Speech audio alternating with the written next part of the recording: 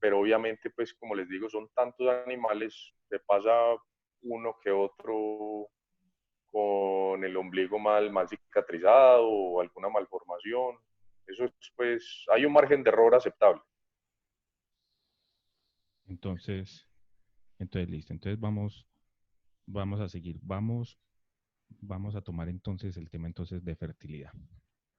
Entonces, como se puede ver aquí en la diapositiva, entonces hay una relación entonces entre la edad y la fertilidad.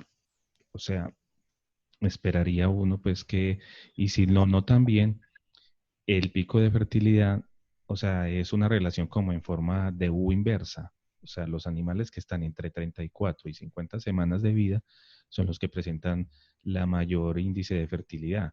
Menores de 34 semanas, 33 semanas por allá, hasta 25, que es cuando comienzan a el ciclo productivo de los animales, tienen una menor fertilidad, y por allá después de la semana 50 también tienen una menor fertilidad. Entonces, la idea entonces es por medio, es procurar mantener los animales con un adecuado nivel de fertilidad, como los que aparecen aquí en esta tabla. A ver, entonces, ¿qué, qué factores creen ustedes que me está afectando la fertilidad del lote? O sea, ¿cómo hago además de la edad? ¿Qué factores además de la edad me van a afectar la fertilidad de los machos? Por ejemplo, vamos a hablar de los machos primero. ¿Quién me dice algo? A ver, Profe, de pronto el manejo y la alimentación, pues la nutrición. ¿de qué forma entonces? O sea, si los machos comen muy poquito, van a tener una baja fertilidad. Profe, depende de la composición del alimento, si se le está dando los nutrientes que él necesita, en realidad, no sé, digo yo. Y de la disponibilidad, no. Entonces, cuál es la relación que existe entonces entre el nivel entre la cantidad de nutrientes y la fertilidad? O sea, si yo tengo en el eje X nutrientes, voy a hacer aquí compartir una pizarra para que lo entiendan. Vamos a hacer de cuenta que tenemos aquí, ahí están viendo como un pizarrón, ¿cierto? Sí, profe. Entonces, si yo tengo aquí en el eje X, tengo aquí un eje X y tengo aquí un eje Y, ¿cierto? En el eje, en el eje X voy a tener cantidad de nutrientes. Y en el eje y en el eje voy a tener fertilidad del macho, ¿cierto? Bueno, lo voy a poner por aquí para que no estorbe mucho.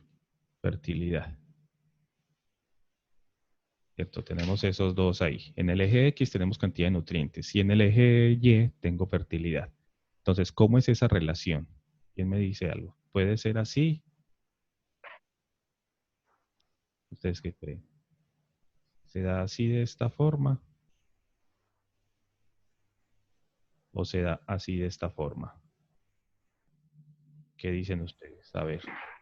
Pero es que no la cantidad de nutrientes del alimento, sino los que necesita el animal. Necesita. O sea, El balance nutricional. por eso vamos a hacer de cuenta que son los nutrientes que necesita. Por eso entonces, Porque ahí parece cantidad de alimento. por eso cantidad de alimento. O sea, vamos a ponerlo pues así pues. Cambiémosle pues para que me lo entiendan mejor. En vez de poner...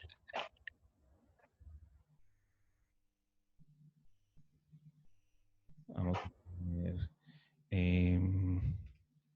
peso del animal. Peso. A ver, entonces, ¿cómo es esa relación así? Para que lo entiendan, para que me entiendan qué es lo que les quiero explicar. Pienso que ascendente. Entre más pesado el animal, debe ser más difícil reproducirse. Debe ser una curva, ¿no? Porque si es muy liviano, tampoco va a tener los suficientes nutrientes para los espermatozoides y eso. ¿Es así o qué? No, una curva. Es así. Ay, pero yo lo vuelvo a compartir.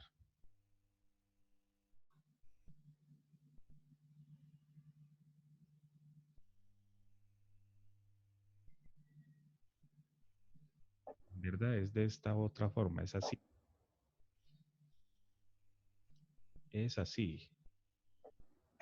Bueno, vamos a hacerla más bonita. Es así. ¿Por qué? ¿Por qué creen que tiene esa relación así? ¿Qué quiere decir eso? Pues si tiene menor peso, no va a tenerlo, pues si tiene menor peso es porque no tiene alimento. Entonces no va a cumplir todos los requerimientos para la reproducción. Y si es muy pesado, lo que decía el compañero anteriormente. ¿Qué decía el compañero anteriormente? Si el animal está muy pesado, ya le va a ser más difícil reproducirse. ¿Y por qué creen que se da eso? Por efectos de la monta, no, le va a ser más difícil montar. No, eso no es así difícil. Pues si está muy pesado, Bueno, está muy pesado, sí, por allá será, pero ese decaimiento por acá ya está decayendo y no es porque no la alcance a montar. Profe, porque por exceso de los nutrientes ya entonces empieza con problemas metabólicos, ¿no? Entonces, ¿Qué le- recuerden aquí, entonces, el principio aquí en la reproducción, aquí con los machos, aquí uno busca que los machos no pueden estar engrasados, no pueden tener un peso muy alto, no pueden estar pues obesos, por decirlo de alguna forma, porque si están obesos se va a desatar, no van a producir la cantidad de testosterona que se necesita, o sea, no van a tener una adecuada espermatogénesis, porque hay una relación por allá con unas hormonas por allá que se bloquean unas con las otras y eso es casi igual para todas las especies. Y en ese sentido, entonces, ¿cómo hacemos nosotros para que los machos no se engorden? Recuerden que los machos están junto a las hembras y ahí en el mismo galpón está el alimento de las hembras y el alimento de los machos. Y el alimento de las hembras es muy distinto al alimento de los machos. Tienen que poner un huevo mucho más grande. El alimento de las hembras tiene los nutrientes en mayor cantidad que el del macho. Entonces, ¿cómo hacemos para que el macho no consuma el alimento de las hembras? ¿Cómo creen que pueden hacer daño, Varela?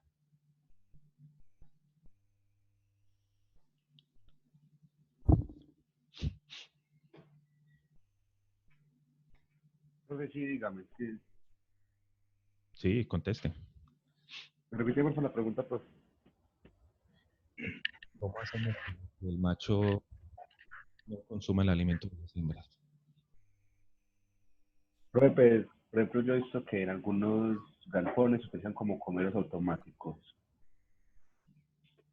Y ya sería como ya tener como un control más personalizado de los machos que se tengan, ¿no? ¿Ustedes qué creen?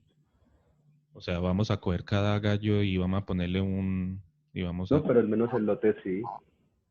a ver ustedes, quién más tiene una idea de cómo se hace ese control de ese alimento?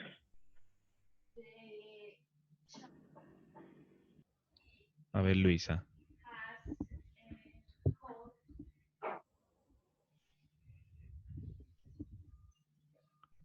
Luisa, ¿sí me escucha? Puede ser con alturas de comederos. Con alturas de comederos es una forma. Si los machos son mucho más grandes que las... Ah, pero con altura de comedero evitaremos que la hembra consuma el alimento del macho. Pero eso ayuda, ¿cierto? El macho es mucho más grande que la hembra, ¿cierto? Entonces, si ponemos los comeros más altos, las hembras no van a alcanzar a consumir el alimento de los machos. Pero si las hembras consumen el alimento de los machos, ¿qué problema cree que puede haber si las hembras consumen alimento de macho? No sé. No llenan los requerimientos. Lo que va a pasar es que no llenan los requerimientos, ¿cierto? O sea, tampoco la hembra tampoco es que le vaya a traer mucho el alimento del macho. El alimento del macho es menos palatable que la hembra, porque tiene menos energía, tiene menos melaza, tiene menos de todo. O sea, el verdadero problema es evitar que el macho consuma el alimento de la hembra. A ver, María Isabel, entonces, ¿con qué estrategia cree que se puede lograr este cometido?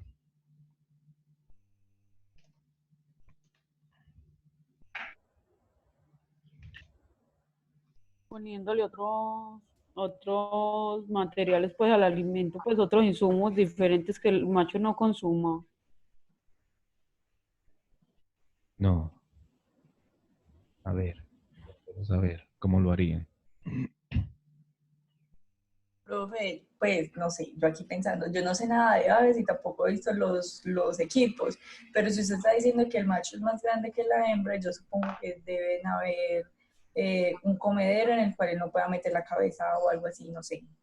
O sea, es que tenemos que aprovechar lo que tenemos, las características, eh, las características de los individuos para ajustar el sistema productivo y aprovechar eso también. Entonces, como ven ahí en internet, si ven ahí si ven ahí esa foto de ese comedero, si la alcanzan a ver ahí. Sí, profe, eso nos viendo. Entonces, entonces ahí ven ahí que entonces los comeros para las hembras tienen un huequito donde solamente cabe la cabeza de la hembra. Entonces ahí evitamos que el macho consuma el alimento de la hembra. ¿Qué creen ustedes que le puede pasar al macho si consume el alimento de la hembra?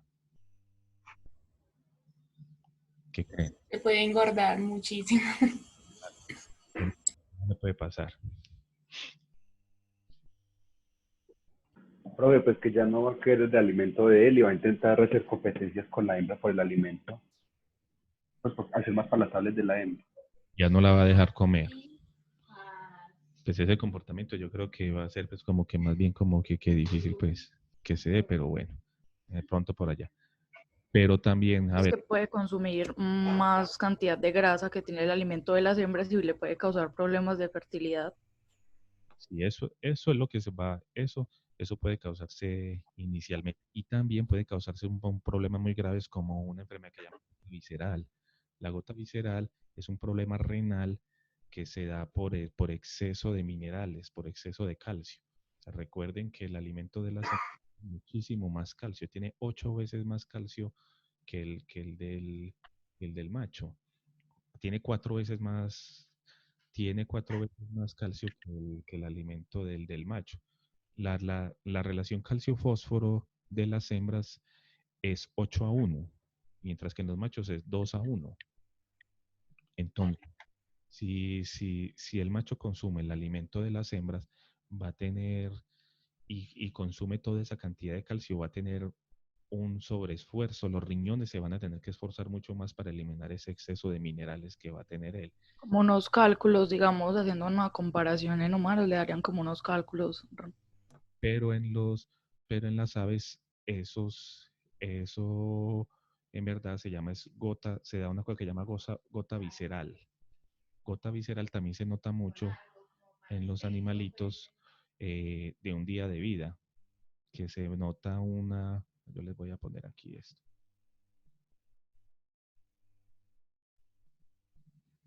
A mí se nota por deshidratación o por exceso de calcio, pero ya les voy a poner aquí una foto de gota visceral. Eso es algo también que, no sé, Diego, si lo están revisando ahí, si alcanzan a ver ahí arriba, se ve como un hígado y sobre ese hígado se ve como que una capita blanquita. Profe, no, eso acá no pues no ha sido como un inconveniente. Eso suele, Incluso se le han hecho pues necropsias a animalitos, pero nunca ha aparecido eso. eso suele darse eso suele darse cuando los animales durante el transporte o se han deshidratado, llegan a la granja muy deshidratados, entonces a los 2 días les suele aparecer esa gota visceral porque no tienen como la cantidad de agua suficiente para eliminar ese exceso de calcio, entonces a veces se les acumula sobre el hígado, véalo, ahí se ve. Porque inclusive pues semanalmente se hace un muestreo de la pérdida de peso desde acá, desde la planta incubadora hasta la granja, donde se va a transportar y normalmente pierde 1 gramo, pues aproximadamente. Ah, sí. Entonces está pues como entre los parámetros. Entonces, listo. Entonces tenemos que es indispensable la adecuada nutrición pues, de nuestros animales, o sea, que se cubran los requerimientos nutricionales y hacer y evitar también la competencia. O sea, si los animales, si hay problemas de fertilidad, entonces, ¿qué iríamos a revisar? También entonces, ¿qué hay que revisar? A ver, Juan Bustamante. Entonces, además de ver que la composición del alimento, además de revisar que el macho no se esté consumiendo el alimento de las hembras, ni las hembras el de los machos, ¿qué más habría que revisar? A ver, Juan Bustamante. Bueno, en el momento no. A ver, Adriana.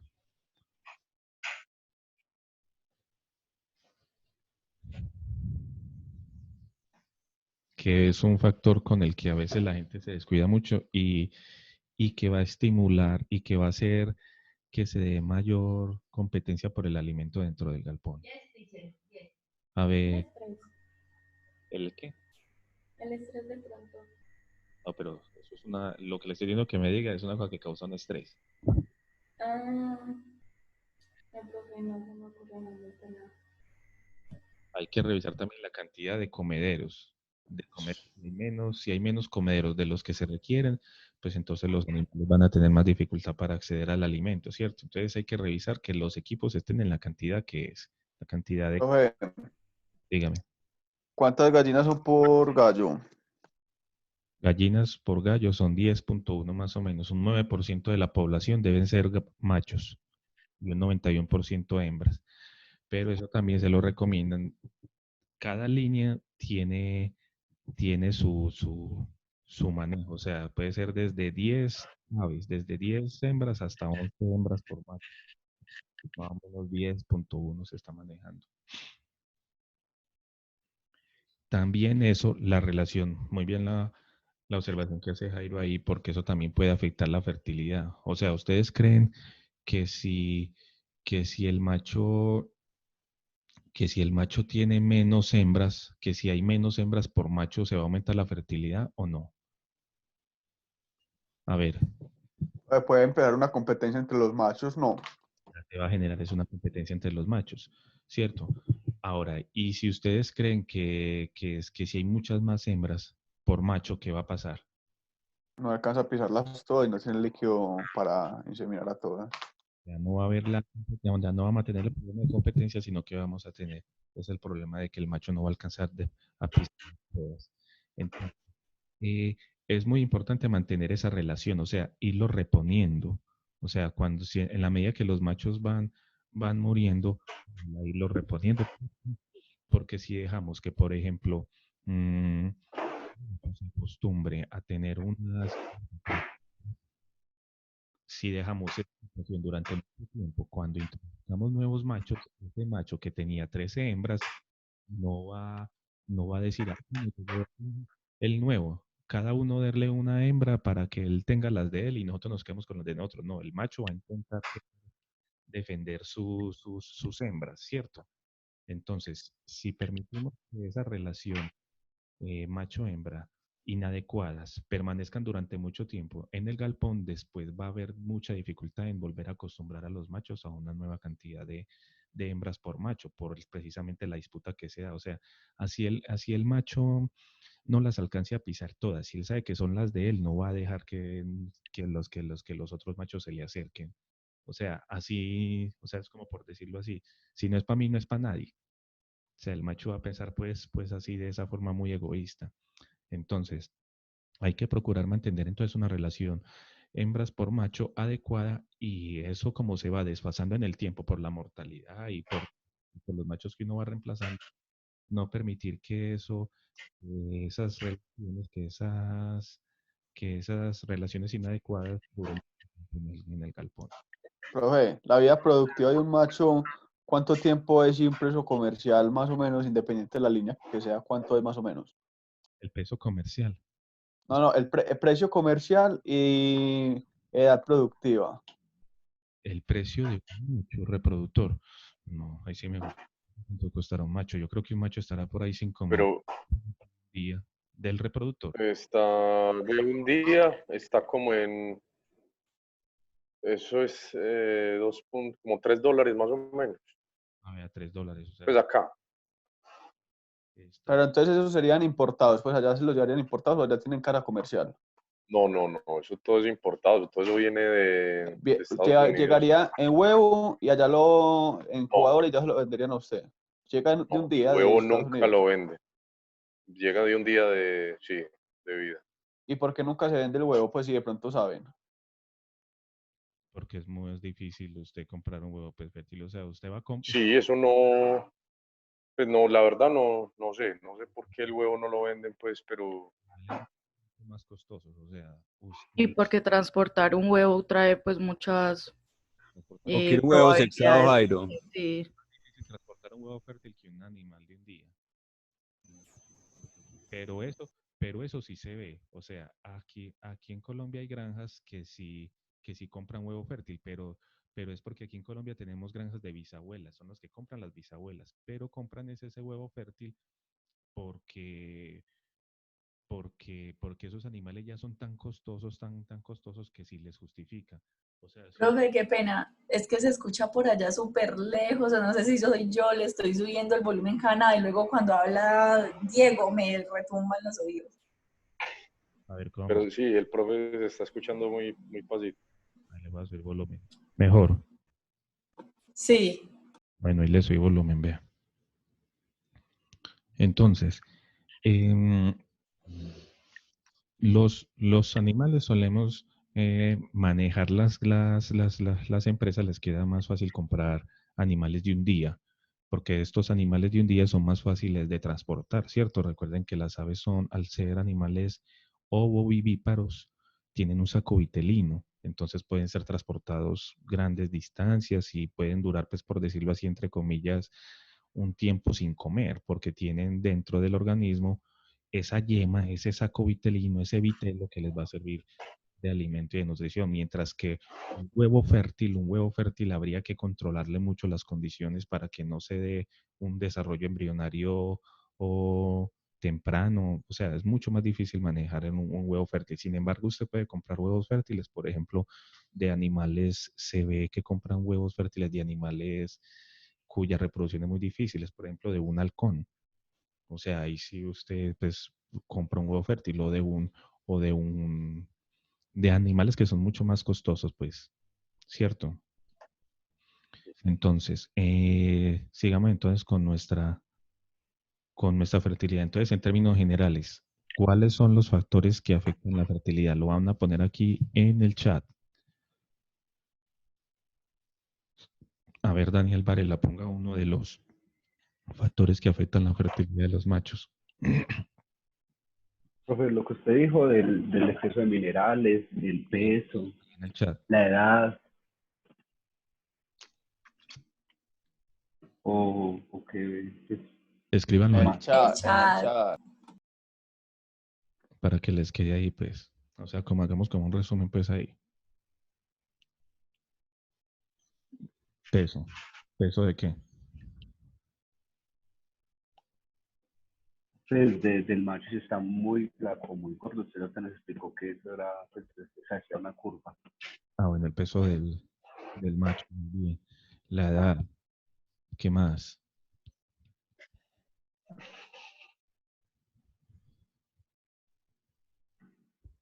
Estefanía.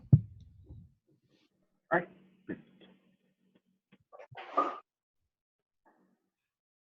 Cantidad de comederos. Muy bien. Cantidad de tipo de nutriente en la dieta. ¿Qué más?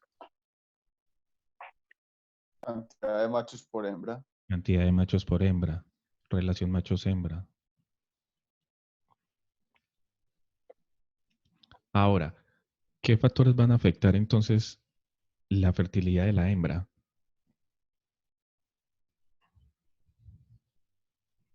A ver, Juliana Torres, díganos. ¿Qué factores afectan la fertilidad de la hembra? ¿Cuáles factores creen que afectan la fertilidad de la hembra? Profe, yo diría que pues también lo de la alimentación, el manejo y la genética también es muy importante. Así, ¿o no? cuando nosotros Ah, hablamos de genética acá, no lo hablamos como de la misma forma en que se habla, pues, como que como en ganadería. Aquí cuando hablamos como que de genética es como que, bueno, una línea pesada es, por ejemplo, una línea pesada es menos fértil que una línea liviana. Las líneas livianas que están seleccionadas genéticamente para producir una mayor cantidad de huevos, pues tienen un nivel de fertilidad mucho más alto que las Permiso. pesadas. ¿Cómo es que se llama lo que usted dijo al principio de cuando se les cambia el macho? Pues que eso también tiene que ver. Spiking, spacing, espera, vamos a buscárselo aquí en internet. Gracias. Vamos a buscar en internet es Profe, ¿y el estrés por temperatura también afecta a la fertilidad? sí, sí, muy buena esa que recordemos eso. Cuando, cuando las condiciones bioclimáticas están por fuera de la zona de confort, se ve afectada la espermatogénesis en el macho y en la hembra también se ve afectada la ovulación. Entonces, la temperatura ambiente también va a afectar, o sea, si se sale de la zona de confort. Ahora, entonces, ¿qué otro factor? O a ver, yo les voy a preguntar, ¿qué factor afecta la fertilidad de la hembra de forma más distinta que el macho? O sea, y que no afecta la fertilidad del macho. Profe, la iluminación. La iluminación. La iluminación es indispensable. ¿Y cuál es la idea? O sea, si se aumenta el fotoperiodo, o sea, si el día es más largo, la ovulación se da, recuerden cuando vieron reproducción, ¿por qué la hembra ovula? ¿Por efecto de qué hormona? A ver, Luisa, ¿qué hormona es la que estimula la ovulación? La GNRH. La, la FSH. Pues la GNRH que desencadena la FSH. La FSH, la hormona folículo estimulante, ¿cierto?